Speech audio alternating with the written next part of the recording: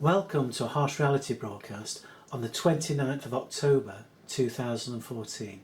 The title of this presentation is called I Don't Think the Markets Have Priced in the Ending of Quantitative Easing.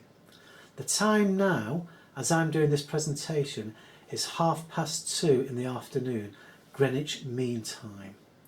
At this stage, the Federal Reserve have not given their announcement. However, there is this clipping from the BBC News.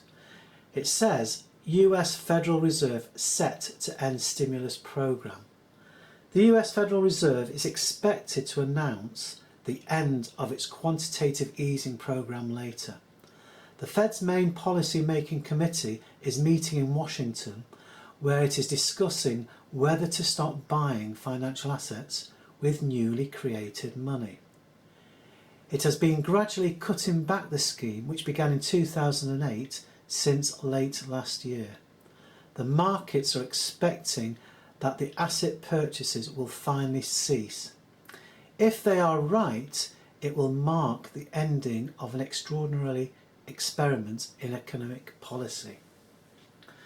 Now then, do I think that the Federal Reserve is going to end this stimulus programme?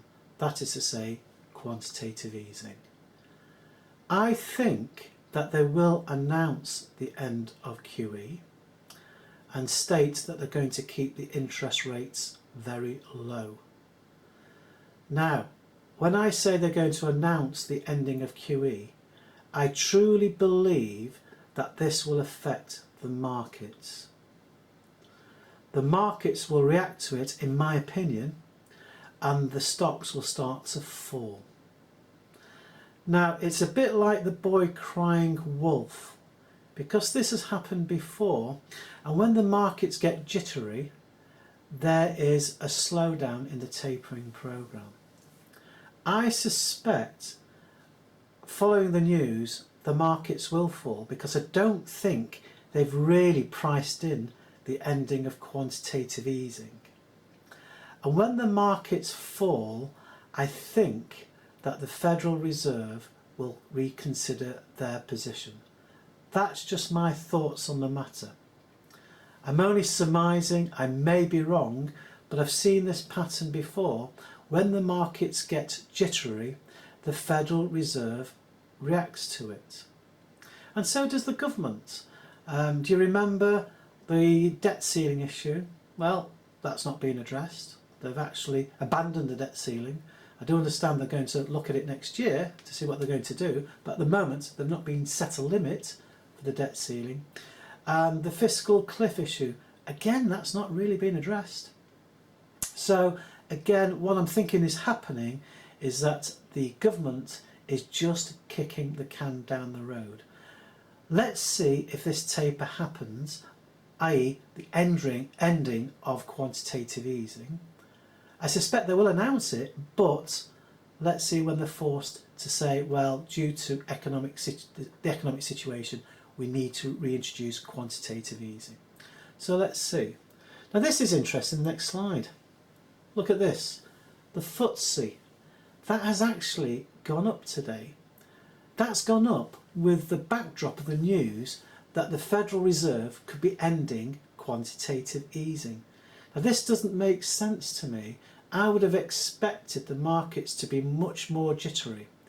I'm just wondering if they are really facing reality.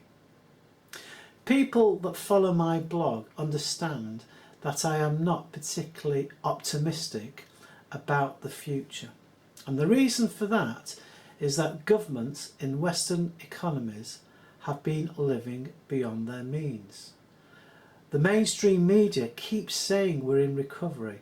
I don't believe that for 1 minute. It is, in my opinion, a false recovery because it's recovery on debt.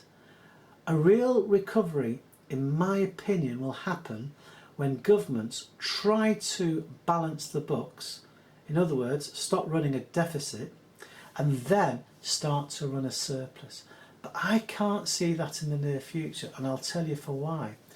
I believe we've passed a tipping point. Many years ago, governments should have addressed the problem. I've said all along there's far too much debt, and that is the reality. Now, if we try to reduce the deficit, that will reduce demand for goods and services. It will drive down wages, more people become unemployed. So it is a vicious circle downwards, and that would be the reality if we tried to balance the books. But if we continue with quantitative easing, it only defers a much worse depression down the road. So you can see, from my point of view, we have to get used to a much lower standard of living. We have lived a fairy tale existence for far too long, and I really think it began in 1971, and that's when the dollar became detached from the gold standard. As I've said before, the gold standard wasn't perfect, but it had much more financial discipline.